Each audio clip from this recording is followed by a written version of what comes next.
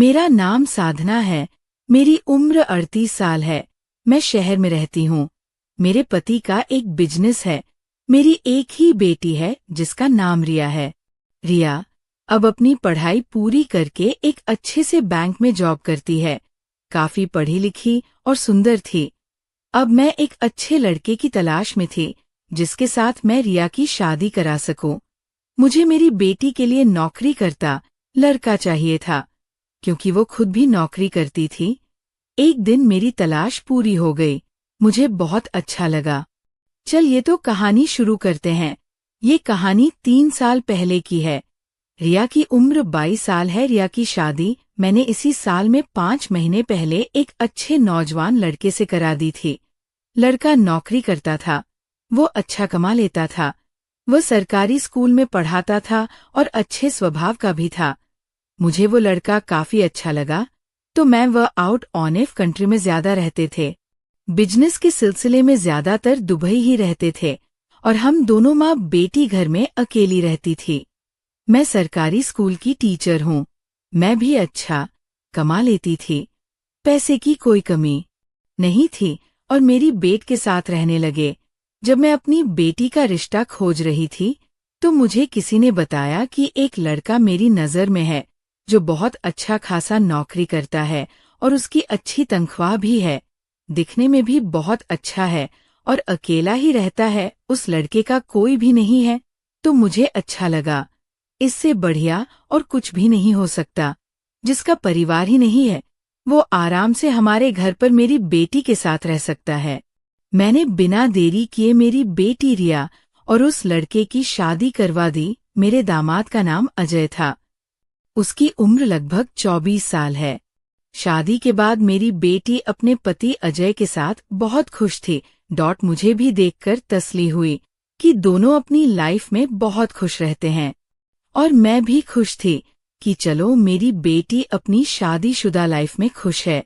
जब मैं स्कूल से वापस घर जाती थी तो मेरी बेटी और दामाद दोनों अपना अपना काम करके घर पर आ जाते थे, तो बेटी घर का सारा काम मेरे आने से पहले कर लेती। जिंदगी अच्छे से चल रही थी। हम तीनों बहुत अच्छे से मिलकर रह रहे थे। मेरा घर पूरा भरा भरा था। रिया के पापा कभी कभी घर आते थे। ज्यादा टाइम बाहर ही रहते थे, इसलिए मुझे घर जवाई ही चाहिए था। अगर बेटी शादी करके घर से चली जाती तो मैं अकेली रह जाती। इसलिए मैंने अपनी बेटी और जवाई को अपने साथ रखने का फैसला लिया था कि इसी चीज की हमें कोई भी कमी नहीं थी। धीरे धीरे कुछ महीने बीत गए और हम तीनों आपस में एकदम घुल मिल गए थे। अजय मेरा दामाद मेरी हर बात मानता था। मुझे माँ से भी बढ़कर मानता था। मुझे हमेशा अपनी बाइक पर बिठाकर मुझे स्कूल तक छोड़ देता था और जब शाम होता थी तो मुझे वापस लेने आया करता था। हम तीनों संडे के दिन मार्केट शॉपिंग करने, यहाँ पर डिनर करने हम जाया करते थे और बहुत मस्ती मजाक किया करते थे। एक दिन अचानक से मुझे फोन आया कि मेरे पिताजी की तबीयत बहुत खराब है। ये बात मुझे सुनकर रहा नहीं गया और मैं उन्हें देखने के लिए गाँव जाना चाहती थी। मैंने अपनी बेटी रिया और अपने दामाद अजय को अपने साथ चलने के लिए कहा, पर मेरी बेटी बोली कि माँ बैंक में अभी बहुत काम चल रहा है, मुझे छुट्टी नहीं मिल पाएगी, इसलिए मैं तो आपके साथ नहीं आ पाऊंगी।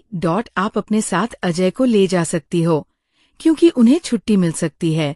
अगली सुबह मेरी बेटी नहा धोकर बैंक जाने के लिए तैयार होकर आई और मेरा दामाद भी पिताजी को देखने के लिए मेरे साथ गाँव जाने के लिए तैयार हो गए थे। हम घर से निकल गए। हम दोनों बस स्टेशन के लिए ऑटो से गए और गाँव पर जाने वाली एक ही बस थी। हम लोग बस स्टेशन पर बस का इंतजार कर रहे थे। बस में बहुत भीड़ थी।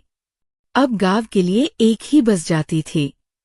दिन में सिर्फ एक बस ही जाती थी गाँव को, तो कैसे भी करके मजबूरन हमें उस बस में चढ़ना ही था। पहले मैं बस में चढ़ी, उसके बाद पीछे से अजय भी बस में चढ़ गया। वहां पर हम लोगों को सीट नहीं मिली थी, इसलिए हम लोग खड़े खड़े जा रहे थे। थोड़ी देर बाद बस ऐसे ही चलती रही और फिर दूसरे बस स्टॉप पर रुकी। तो वहां पर भी ज्यादा लोग बस में चढ़ गए।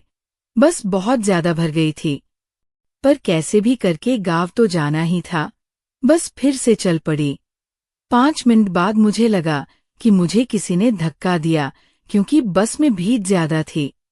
मैं पीछे मुड़कर देखी तो वो अजय था। काफी दिक्कत का सामना करके हम लोग अपने गांव पहुंच गए थे।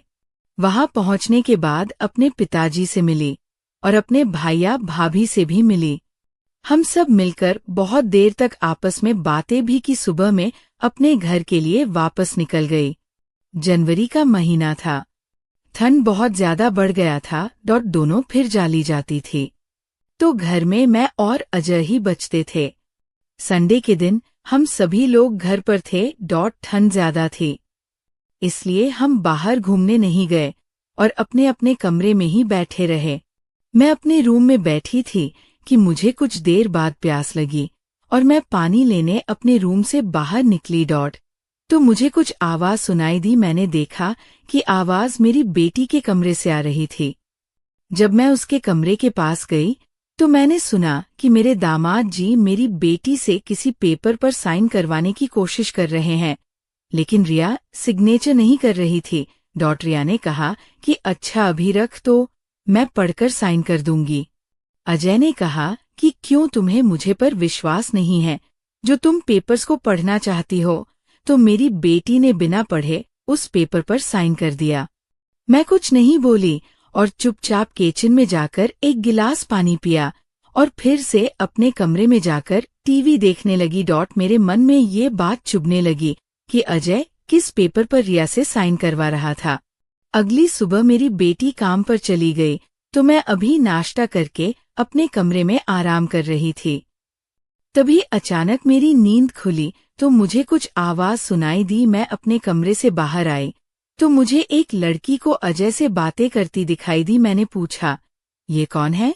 तो मुझे से कहने लगा, रिया तो ऑफिस चली जाती है, तो आप पूरे दिन काम करके घर में थक जाया करती हो, इसीलिए मैं घर पर ये नौकरानी लेकर आया हूँ। मैंने कहा, बेटा इसकी कोई जरूरत नहीं है। घर अजय उसके हाथों में कुछ कागज देकर जाने को बोलता है। मुझे अजय पर शक होने लगता है। मैं उस नौकरानी को रुकने को बोली और उसे बोली कि दिखाओ, ये कैसा कागज है? तो फिर वह लड़की घबरा गई और फिर वो भागने लगी। मैंने कहा, रुको नहीं तो मैं पुलिस को फोन कर दूंगी। पुलिस से बचने के लिए उसने सारी सच्चाई बता दी। उसने कहा कि मैं अजय की पत्नी हूँ और आपकी लड़की से अजय ने सिर्फ पैसों के लिए कहा थी, और तुमने उसका साथ क्यों दिया? वह बोली, मैं अपने मैके में ही रहती हूँ, क्योंकि अजय और मैं मिलकर ये प्लान बनाया था कि रिया की सारी प्रॉपर्टी हासिल करके हम शहर छोड़ देंगे। इधर मैं उस लड़की से बातें कर ही रही थी कि अजय वहां से कब भाग गया पता ही नहीं चला। मैंने तुरंत पुलिस को कॉल किया, लेकिन अजय नहीं पकड़ा गया। और मैंने उस लड़की यानी उसकी पत्नी को 2 दिन तक जेल में भी रखवाया था। शायद कहीं वह उसको बचाने के लिए आएगा, लेकिन उसे वह बचाने तक नहीं आया।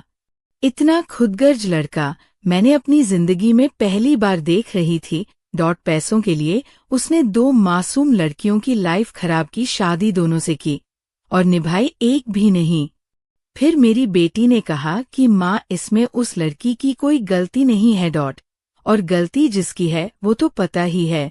फिर उस लड़की को सजा हम क्यों दे रहे हैं? मैंने भी सोचा कि हाँ, मेरी बेटी सही बोल रही है। फिर मैंने सोच विचार करके उस लड़की से संपत्ति वापस ली। उस लड़की ने हमसे माफी मांगी और शुक्रिया बोलकर अपने घर चली गई, और हम दोनों माँ और बेटी फिर से अपनी लाइफ में आगे बढ़ गई। इसलिए शादी का फैसला बहुत सोच समझ कर लेना चाहिए और पूरी छानबीन करके शादी दे करें। तो धन्यवाद दोस्तों। उम्मीद है आप लोगों को हमारी ये प्यारी सी काल्पनिक कहानी पसंद आई होगी। वीडियो पसंद आए तो लाइक करें और चैनल को सब्सक्राइब करना ना भूलें।